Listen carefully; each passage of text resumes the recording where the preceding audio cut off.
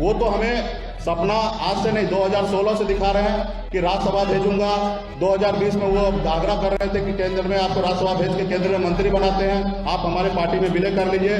2025 में आपको बिहार का मुख्यमंत्री बनाएंगे, ये सब ऑफर दे रहे थे और तमाम वो कह रहे थे कि आप हमारे पार्टी में विलय कर लीजिए। नमस्कार, न्यूज़ फॉर नेशन देख रहे हैं आप, मैं हूं आपके साथ रश्मि। इस वक्त की बड़ी खबर आपको बता दें, मुकेश सहनी की तरफ से बड़े डील का खुलासा कर दिया गया है। बता दें कि मुकेश सहनी का साफ तौर से कहना है कि बीजेपी के साथ जो उनकी डील हुई थी, उस डील में ये बातचीत की गई थी कि मुकेश सहनी अपनी पार्टी यानी कि वीआईपी का विलय बीजेपी में करवाएंगे, जिसके बाद बीजेपी मुकेश सहनी को राज्यसभा में केंद्र का मंत्री बनाएगी और साथ ही साथ 2025 में मुख्यमंत्री भी बनाएगी। तो इस बड़े दो डील का खुलासा मुकेश सहनी की तरफ से किया गया है। आपको बताएं कि लगातार ये बातें उठ रही थी, कहा यह जा रहा था कि आखिर ऐसी कौन सी डील बीजेपी और मुकेश सहनी के बीच हुई है, आखिर किस डील को लेकर गृह मंत्री अमित शाह और मुकेश सहनी के बीच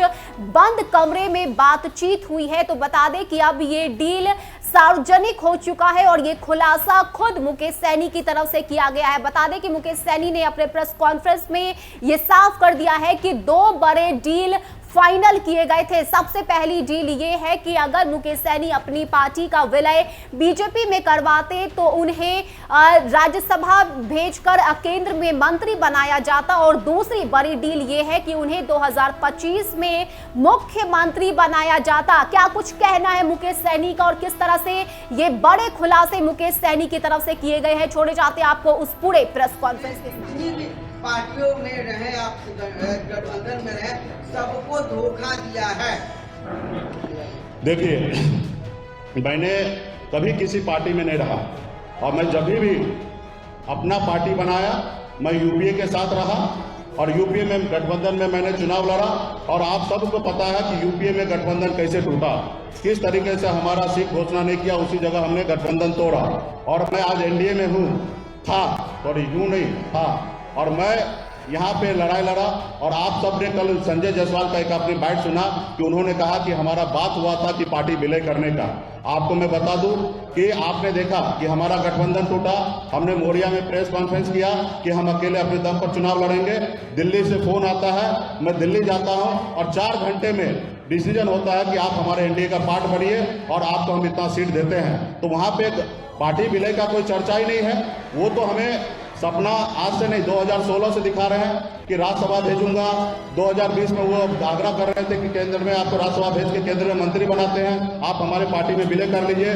2025 में आपको बिहार का मुख्यमंत्री बनाएंगे, ये सब ऑफर दे रहे थे और तमाम वो कह रहे थे कि आप हमारे पार्टी में विलय कर लीजिए। लेकिन हम उसको हंसते हंसते, और वो भी हमेशा मजाक में कहें, और मैंने हंसते हंसते उसको एक ही जवाब दिया कि आप हमारा जो उद्देश्य ये पार्टी बना है उस उद्देश्य को पूरा कर दीजिए, आरक्षण दे दीजिए, तो निश्चित तौर पे आप जो बोलेंगे वो मैं करूंगा। तो मैं आज भी कहता हूं कि जो उद्देश्य मेरा ये पार्टी बना है वो आरक्षण आप केंद्र सरकार से लागू हो सकता है। जब बंगाल में आरक्षण है, दिल्ली में आरक्षण है, तो केंद्र सरकार से आरक्षण लागू हो सकता है। आप आरक्षण लागू कर दीजिए और मैं पार्टी भी आपको हैंड ओवर करके और मैं हरिद्वार चला जाऊंगा, वहां पे कीर्तन करने के लिए चला जाऊंगा, राजनीति से मैं संन्यास ले लूंगा। लेकिन आप ये नहीं करेंगे। एक गरीब का पिछड़ा का बेटा आगे बढ़ रहा है, तो बताइए लोकतंत्र का ये हत्या है कि नहीं है कि किसी पार्टी को दबाव डालकर, प्रेशर डालकर और उस पार्टी को अपने में विलय करा लेना, ये लोकतंत्र के बीच में यह हत्या है कि नहीं है। तो उन्होंने खुद सिद्ध कर लिया कि मैं इनको हमेशा बात कर रहा था कि पार्टी विलय करने का। तो इसलिए आप लोगों के बीच में मैं देखा कि मैंने अपने कुर्सी को किस तरीके से मैंने गंवाया, क्योंकि मेरा एक ही ध्येय है कि संपूर्ण बिहार और देश में निषाद समाज का कल्याण हो, निषाद समाज का हक अधिकार के लिए लड़ाई लड़े। आज मेरे में क्या था,